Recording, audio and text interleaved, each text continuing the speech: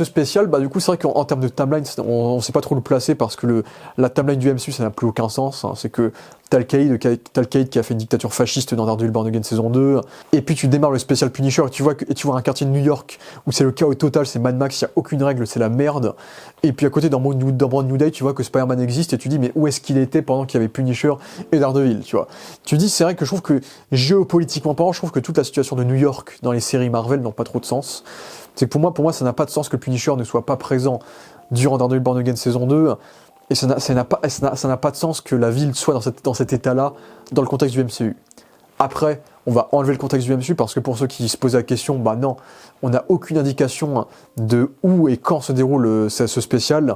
On ne sait pas pourquoi le Punisher n'est pas revenu dans Daredevil Born Again. Bah, on le comprend avec ce spécial, plus ou moins psychologiquement. Mais c'est vrai que c'est pas un spécial qui fait avancer l'univers Marvel. Ça, c'est un truc qui a peut-être dérangé certaines personnes, certainement. Mais ça ne change pas le fait que j'ai plutôt apprécié ce spécial. J'ai plutôt passé un bon moment. Donc, ce spécial de 45 minutes, réalisé par Reynaldo Marcus Green, du coup, qui est un réalisateur qui avait réalisé le film Bob Marley, qui est très mal réputé, qui a réalisé le film La Méthode Williams avec John Berthold dedans, et qui avait aussi réalisé les épisodes de We Own the City avec John Berthold aussi. Donc, c'est un peu devenu le réalisateur de John Berthold. C'est que John Berthold adore bosser avec ce réalisateur-là. Et du coup, il l'a engagé pour faire ce spécial-là, et du coup, ils l'ont écrit ensemble. Et du coup, c'est la première fois que John Berthold participe à l'écriture d'un projet Punisher. Donc, il y a ça aussi qui était intéressant à voir, donc comment John Berthold voyait ce personnage de Punisher. Et je trouve que le spécial marche plutôt bien, mais c'est pas parfait. Je suis quand même assez divisé sur plein d'aspects, notamment le fait que ce spécial traite l'état d'esprit de Frank Castle de manière à ce que ce soit original et jamais vu, alors que c'est complètement ce qu'il a toujours fait dans toutes les séries. C'est qu'en fait, ce spécial, c'est une version courte de la série Punisher, en fait.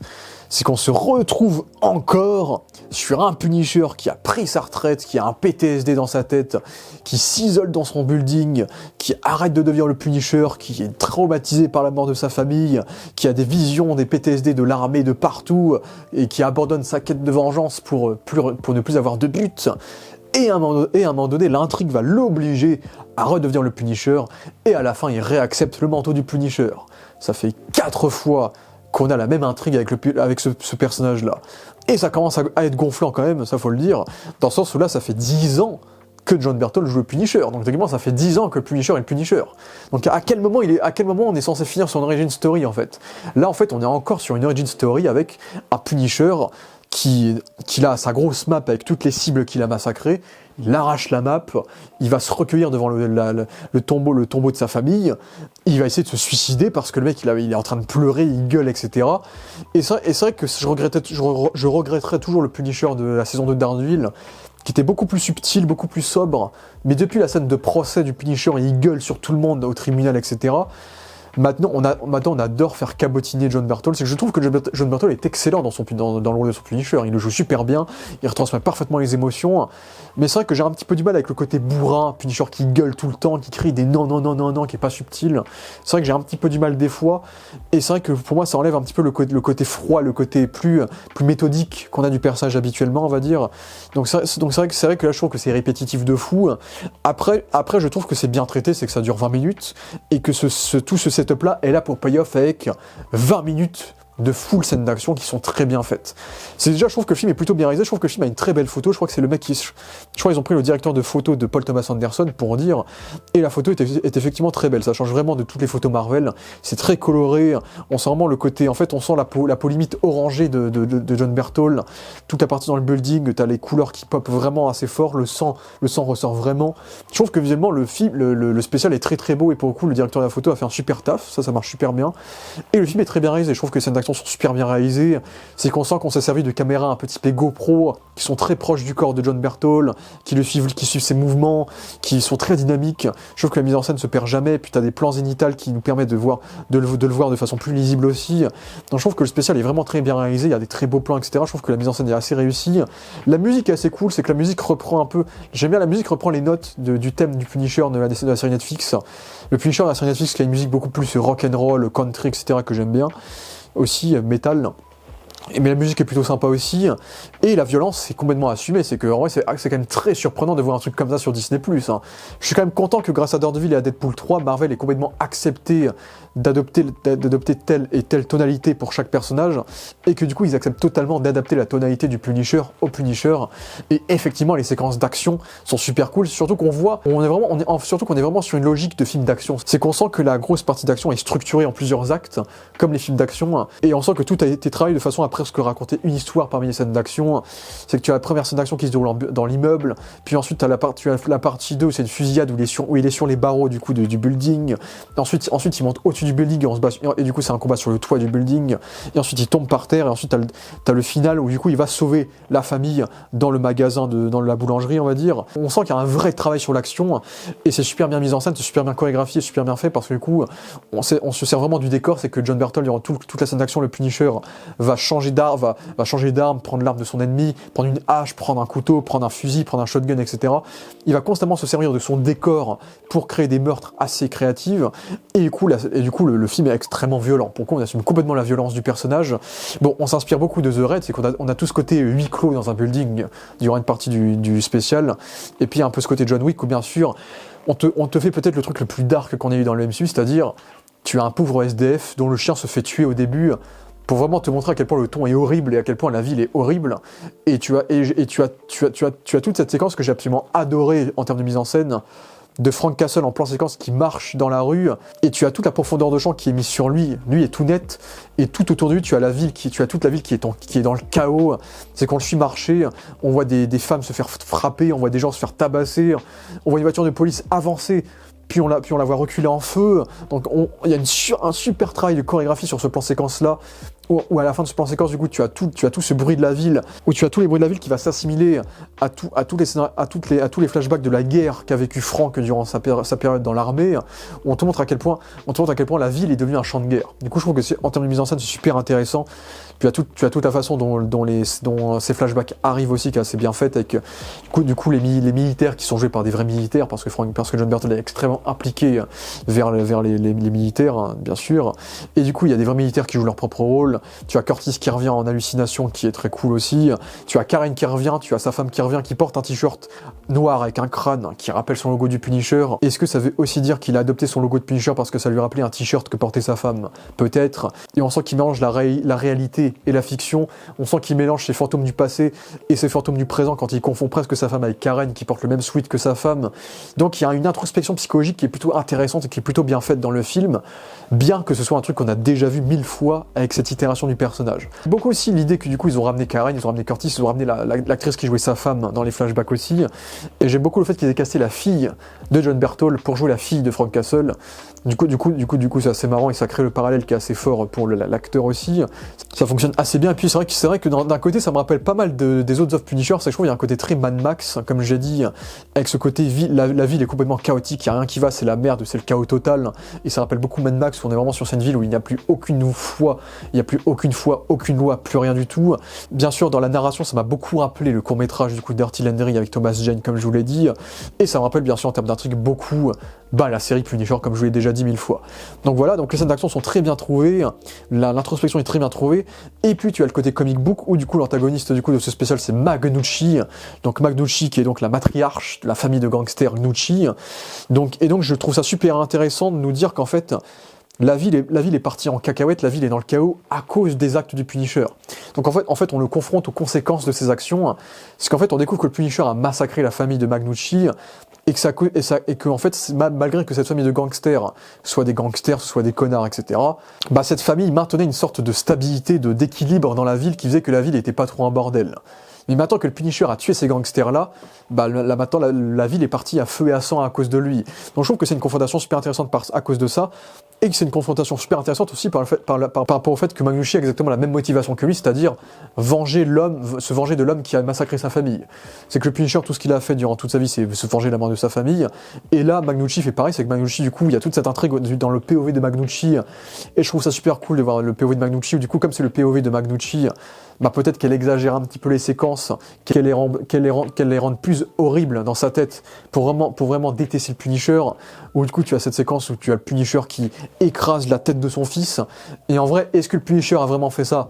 On sait pas parce qu'on le voit de la tête d'une criminelle qui déteste cet homme-là. Donc en vrai, je trouve que c'est un jeu des points de vue qui marche plutôt bien.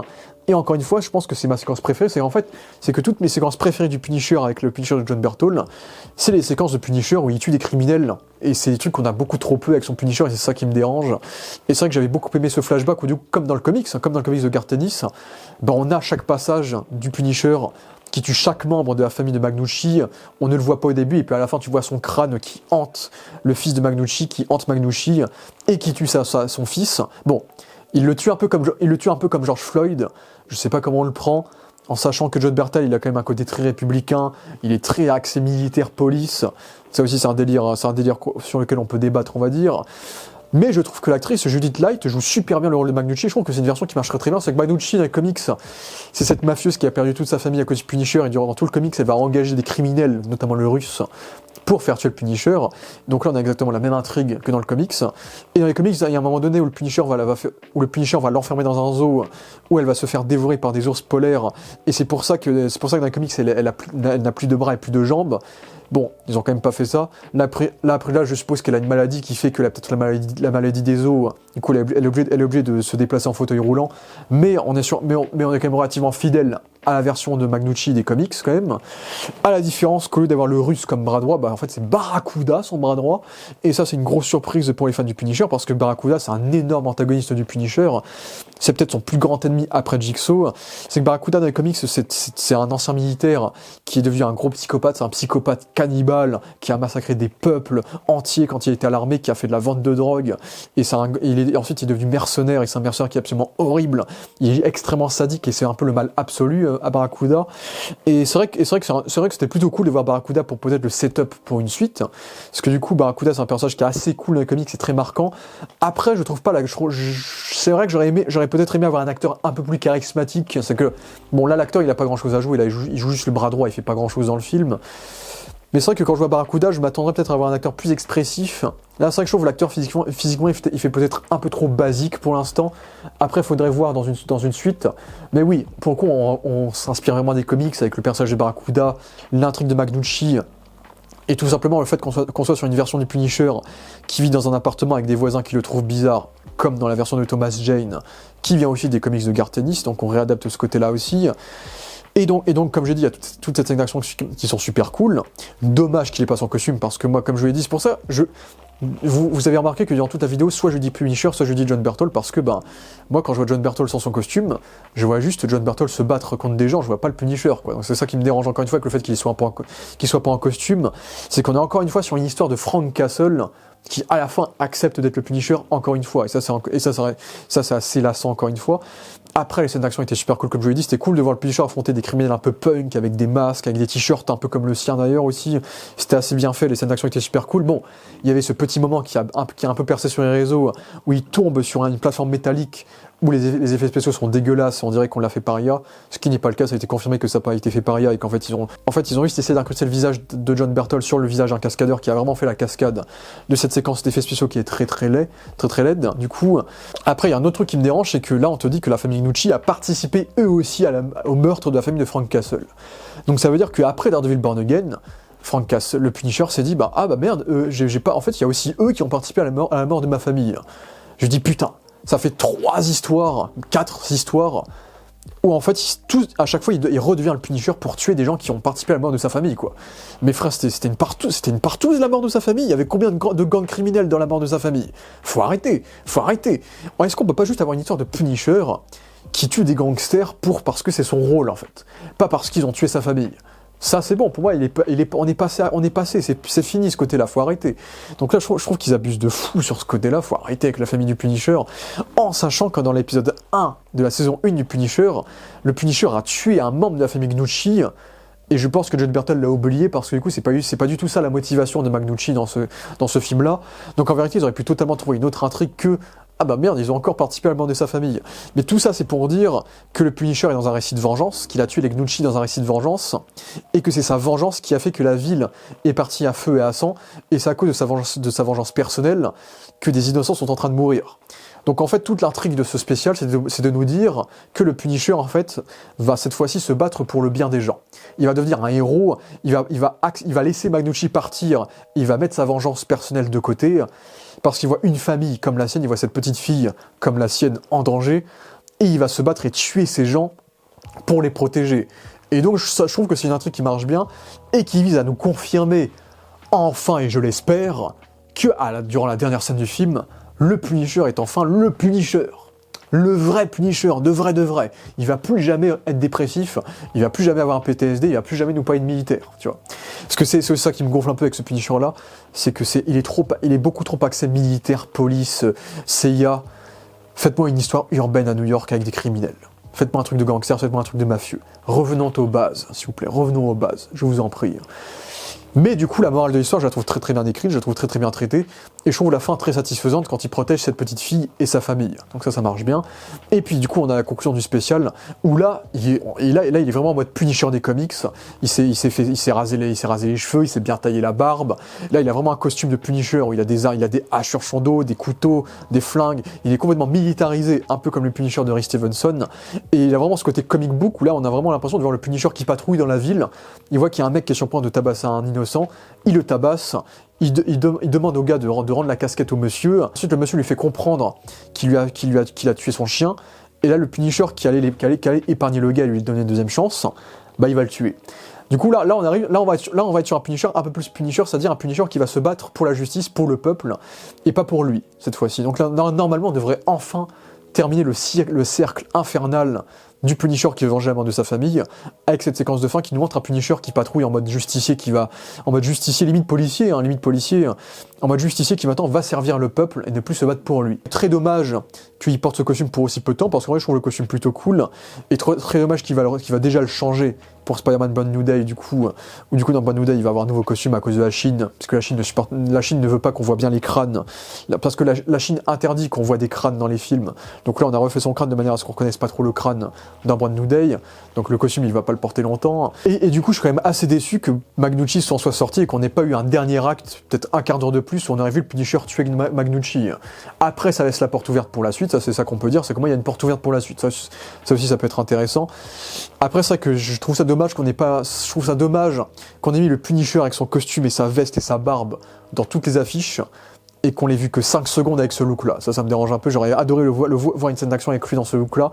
C'est vrai que ce Punisher-là, il a pas beaucoup de scènes d'action avec sa veste en cuir, j'aurais bien aimé là en avoir plus, mais c'est pas grave. Hein. Ce serait cool si un jour ils assument le costume des comics avec les gants blancs, les bottes blanches. Ça n'arrivera jamais, mais je dis ça. Donc voilà, le spécial est fini. Plutôt bien rythmé, plutôt réussi malgré les problèmes que je vous ai évoqués. Je pense qu'il y a clairement matière à une suite. Je pense que le but, c'est de convaincre les gens pour qu'il y ait une suite. Est-ce que ce serait une saison 3 de la série Punisher? Est-ce que ce serait un nouveau spécial? Je sais pas. Mais en tout cas, ça laisse des portes ouvertes qui peuvent être très intéressantes, et j'espère qu'on aura une suite solo Punisher, une nouvelle histoire, que ce soit en série, en spécial. Mais ce serait intéressant de développer certains des arcs les plus iconiques des comics, dont peut-être de faire affronter le Punisher et le Russe de nouveau avec cette version du Punisher, nous faire l'origine story de Barracuda, peut-être qu'ils vont faire un développement un peu à la Bullseye ou à la Jigsaw, où Barracuda va devenir fou à cause du Punisher qui aurait tué Magnucci. Bien sûr, il faut que le Punisher tue Magnucci. Puis il y a des intrigues iconiques aussi qui sont pas encore développées, avec Nikki Cavella, avec l'intrigue de l'esclavagisme aussi qui n'ont pas développé non plus. Donc en vrai, il y a plein d'histoires super intéressantes qui peuvent être faites avec le Punisher, qui pourraient être développées. Et je pense que la porte est ouverte sur ça, et j'espère qu'à l'avenir, on sera sur des histoires qui seront beaucoup plus axées gangsters, criminels, urbains, et que cette fois, maintenant, John Bernthal ne va plus sortir du rôle du Punisher, et que cette fois, il va être en costume, et il va assumer le rôle et arrêter de tourner en rond avec le personnage. Ça c'est vraiment mon souhait. Et paradoxalement, je pense qu'on aura le Punisher le plus proche des comics dans Spider-Man Brand New Day, parce que dans Brand New Day, je suis quasiment sûr que juste pour les jouer, qui sera en costume tout le long du film, il a déjà son van des comics, il va affronter des personnages plus comic book avec des pouvoirs, etc. Et je vois bien adapter plein de séquences des comics, la séquence de Civil War où il tue des criminels à la place de Spider-Man, des choses comme ça. Je pense qu'on sera sur un Punisher beaucoup plus comics accurate dans Brand New Day, paradoxalement, alors que ce sera un film tout public où il sera pas violent. Donc on verra ce que ça donnera pour Brand New Day, mais j'espère vraiment qu'on va nous annoncer une suite à ce special, que ce soit une saison 3 ou un nouveau special, mais en tout cas je suis plutôt convaincu par ça. Mais toujours est-il que je suis assez mitigé par la version du Punisher de John Berthold, c'est que oui, c'est la plus attachante, c'est la plus développée, c'est la mieux écrite, parce que c'est un personnage qui a eu énormément de temps d'écran et qui a vraiment eu le temps d'être développé. Mais je trouve qu'il tourne beaucoup trop en rond, je trouve qu'il est un peu trop bourrin à certains moments, et j'espère que plus son personnage avancera, plus on se rapprochera plus du Punisher urbain, froid, justicier entre guillemets, qu'il est censé être, comme les versions de Thomas Jane et de Ray Stevenson du coup. Donc j'espère qu'on atteindra bientôt ce niveau-là. Et puis à partir de là, je vous remercie à tous d'avoir vu cette longue vidéo rétrospective sur le personnage du Punisher et sur ses adaptations. Dites-moi quel film du Punisher vous appréciez, dites-moi si vous appréciez ou pas ce spécial, dites-moi si vous appréciez le Punisher de John Berthold, sa série Netflix, etc. Et puis je vous dis ciao.